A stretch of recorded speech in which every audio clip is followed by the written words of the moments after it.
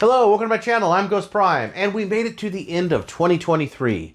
This is my top 10 list, and so the list I'm picking here is new molds, predominantly. There's a couple retools on here, but it's predominantly new molds. And this is the things that I bought in 2023. These are new figures to 2023. So there are some rules here. Also, this is my opinion. There was a lot of knockouts in 2023. In fact, looking at this list, going through all the stuff that was released, at first I was like, nah, 23 was kind of a meh year. It was mostly repaints and this and that. But that's not true. There were some absolute home runs. In fact, I think every one of these on my top 10 list was a home run. Please like and subscribe if you're not already. Without any further ado, let's get to the list. That doesn't rhyme. I'm going to start out with honorable mentions here. We're going to start out with Legacy Needle Nose. Really nice surprise to see a figure like this. I think the only thing that really stopped it from being on the list is the hollowness of it.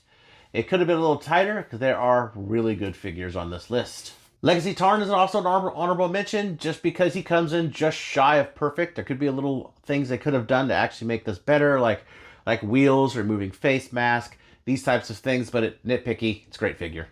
Nova Prime made an honorable mention for me. Yeah, it's mostly the Galaxy Optimus Prime. This is the best version of this mold ever made.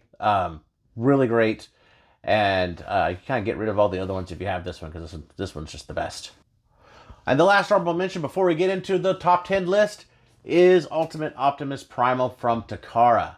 This thing is just a lot of fun. It harkens back to those days when we got leader class figures that were just fun and big and chunky. It's really kind of a throwback in toy making and engineering rather than anything else. It's a wonderful figure to have, and it's fun.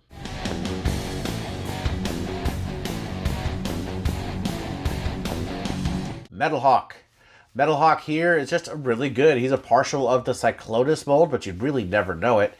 He's really, really good figure. He cleans up nice, and he's just fun to play around with and transform. It's not too simple. I do wish that this was more of a bright gold, though. If I could find a gold chrome marker, I would love to update this thing with that, because this would just pop like that.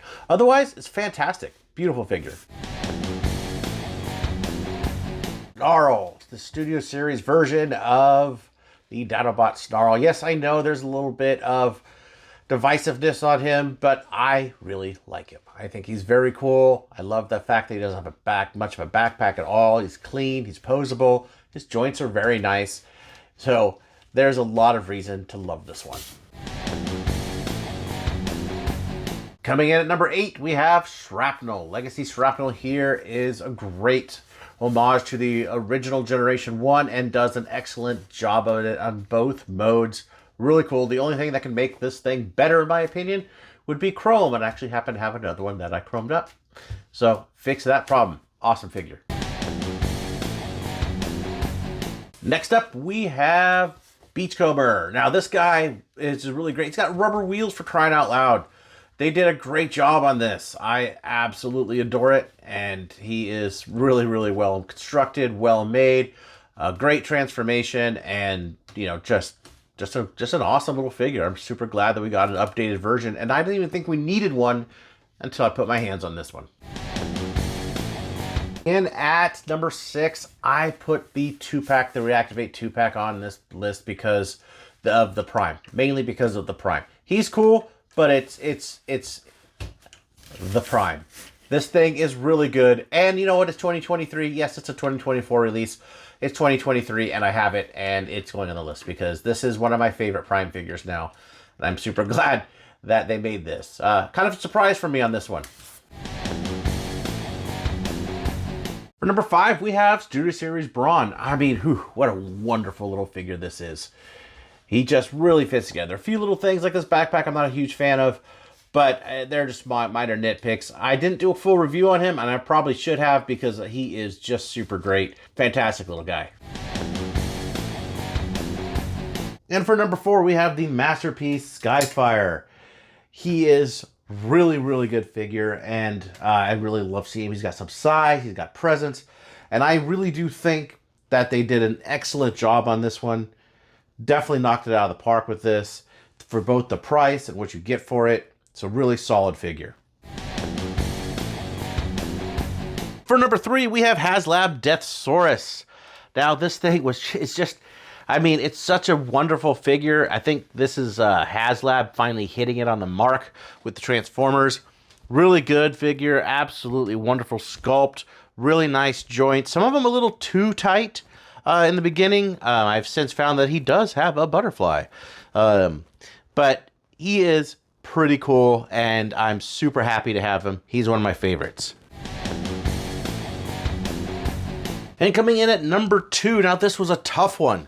He almost got the number 1 spot, but a couple things threw him out of that, which is the backpack, and these get stuck, some of the hip things, very slight, small things, because I absolutely adore this, especially seen here with the original Overload. Just awesome. Amazing addition to anyone's Transformer collection. And coming in at number 1 is Studio Series Ultra Magnus. I'm sure you could have guessed this one coming. This one is just a fantastic figure, all the way around. They really did a great job with this version.